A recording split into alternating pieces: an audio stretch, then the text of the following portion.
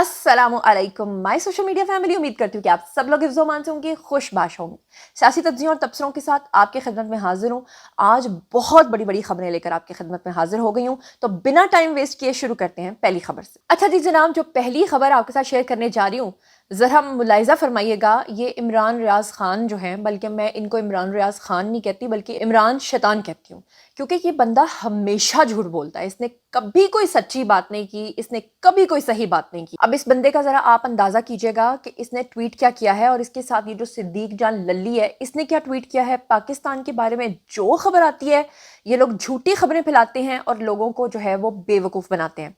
अब जरा मुलाहिज़ा फरमाइएगा। ये इमरान रियाज़ खान ने जनाब ट्वीट किया और लिखा कि इससे पहले, बल्कि पहले सिद्दीक जान का मैं आपको पढ़ के सुनाती हूँ ताकि आपको कॉन्टेक्स्ट समझ में आ सके। ये देखिएगा जरा, सिद्दीक जान ने ट्वीट किया कि खबर है कि पाकिस्तान के लिए सऊदी अरब की 1 साला जो मल्टीपल एंट्री वीज़ा की सहूलत है उसको मुअत्तल कर दिया गया है। अब ये खबर जो है, आप अंदाज़ा कीजिए कि आधी खबर है, पूरी खबर इस बंदे ने नहीं बताई।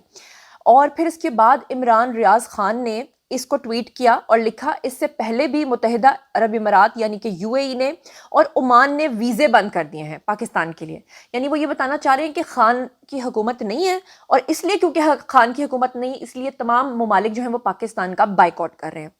अब मैं आपको बताऊं कि इस खबर की हकीकत और सदाकत क्या है।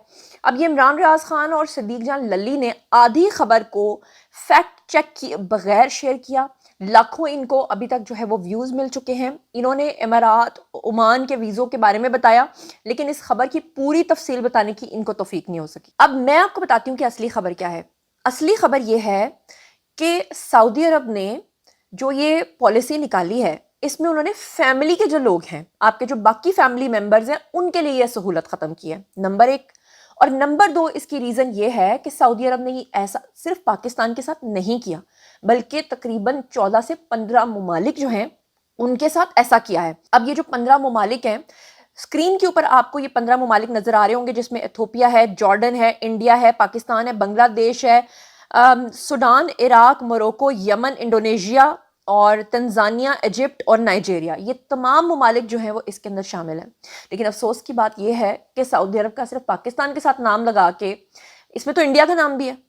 और सबसे बड़ी बात यह कि ये पॉलिसी उन्होंने आपके फैमिली मेंबर्स के लिए ख़त्म की है, लेकिन अनफॉर्चुनेटली गलत खबरें फैलाकर ये लोगों को मुश्तिल भी करते हैं और लोगों को जो है वो डी ट्रैक भी करते हैं, और यही इन शैतानों का काम है। इसीलिए ये मुल्क से भागते हैं ताकि पीका एक्ट इनके ऊपर ना लगे और ये बाहर बैठकर इस तरह की हरकतें कर सकें। एक और खबर मुलाहिज़ा फरमाइए। शाह महमूद कुरैशी और जो एजाज चौधरी हैं, इन समेत पीटीआई के जो दीगर रहनुमा हैं, उनके ऊपर फर्द जुर्म आयद हो गई है। अब इसकी क्या तफसीलात हैं, ज़रा मुलाहिज़ा फरमाइएगा। आपको बता दूं कि इंसदाद दहशत गर्दी अदालत जो है लाहौर की, उसमें 9 मई के हवाले से और ख़ासतौर पे कलमा चौक के अंदर जो कंटेनर जलाए गए थे, उसमें मुकदमे के अंदर अहम पेशरफ्त हुई है। अदालत ने पीटीआई रहनुमाओं और कारकुनान पर कंटेनर्स नजर आतिश केस में फर्द जुर्म जो है वो आयद कर दी है। इससे पहले भी पीटीआई के 4 अफराद के ऊपर फर्द जुर्म आयद हुई थी।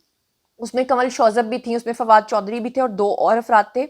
अब एटीसी लाहौर ने मुकदमे के 21 मुल्जिमान के ऊपर फर्द जुर्म आयद किए, जिसमें शाह महमूद कुरैशी हैं, एजाज चौधरी हैं, और समात के दौरान जो है वो शाह महमूद कुरैशी समेत दीगर मुल्जिमान जो हैं उन्होंने सेहत जुर्म से इनकार किया।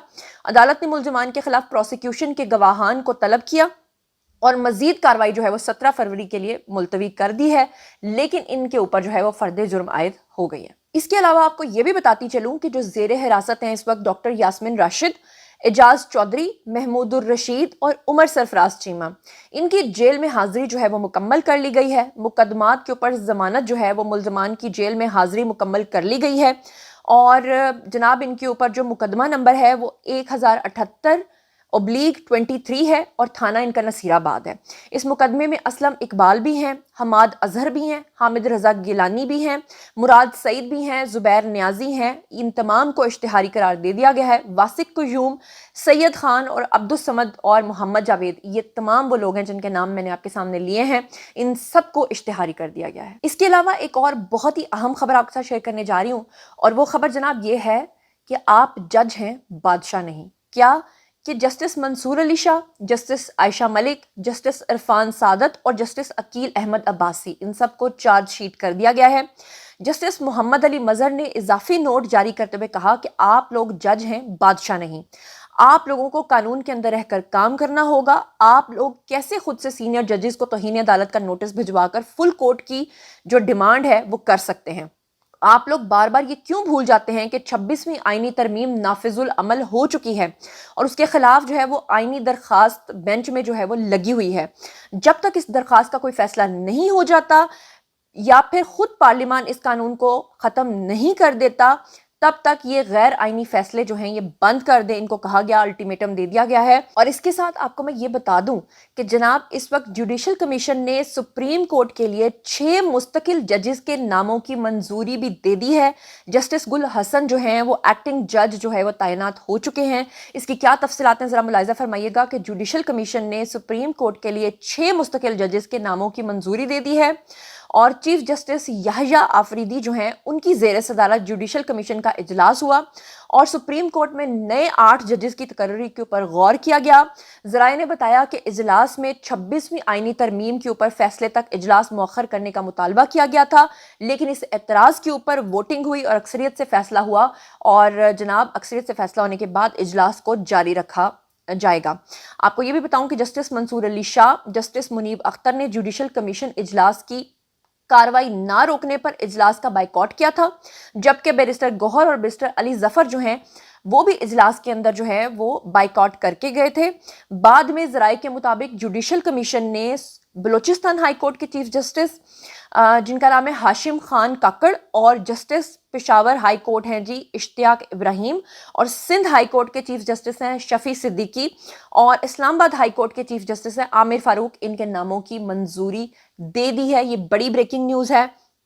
یہ بھی آپ کو بتاؤں کہ سندھ ہائی کورٹ کے جسٹس صلاح الدین پنہور اور اس کے علاوہ پشاور ہائی کورٹ کے جناب جسٹس شکیل احمد کو سپریم کورٹ کا جج بنانے کی منظوری دے دی گئی ہے.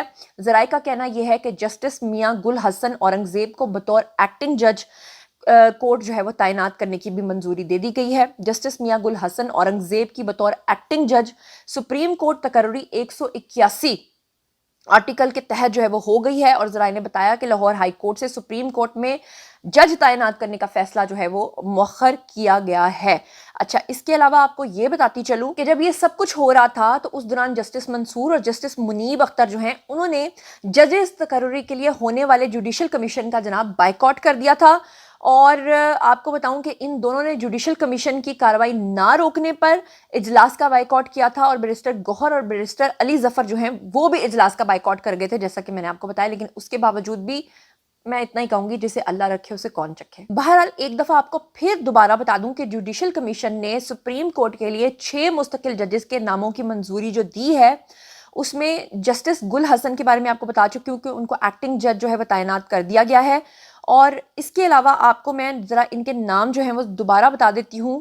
جسٹس منصور علی شاہ اور منیب اختر کے بارے میں آپ کو بتا چکی ہوں کہ انہوں نے جو ہے وہ اس کا بائیکاٹ کیا تھا. لیکن جناب ساتھ ہی آپ کو میں یہ بھی بتا دوں کہ ٹرانسفر ججز کو نئے حلف کی ضرورت بھی نہیں ہے. اب آپ پوچھیں گے کیوں؟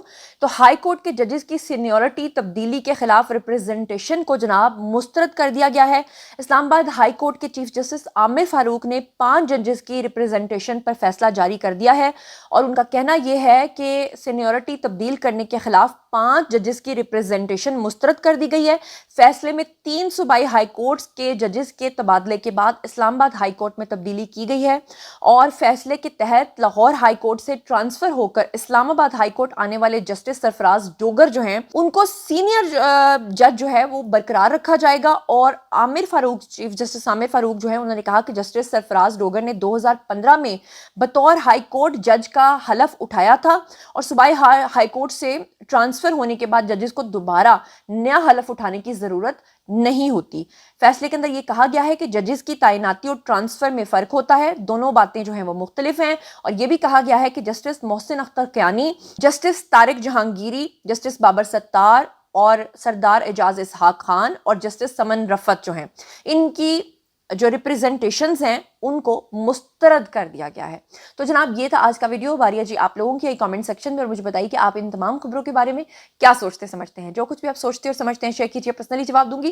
مزید خبریں، ولاگز، انٹرویوز اور سیاسی تجزیے جاننے کے لیے میرے ساتھ کنیکٹڈ رہنا ہرگز مت بھولیے گا. چینل کو سبسکرائب کر لیجیے گا. اپنا بہت خیال رکھیے گا. اللہ نگہبان.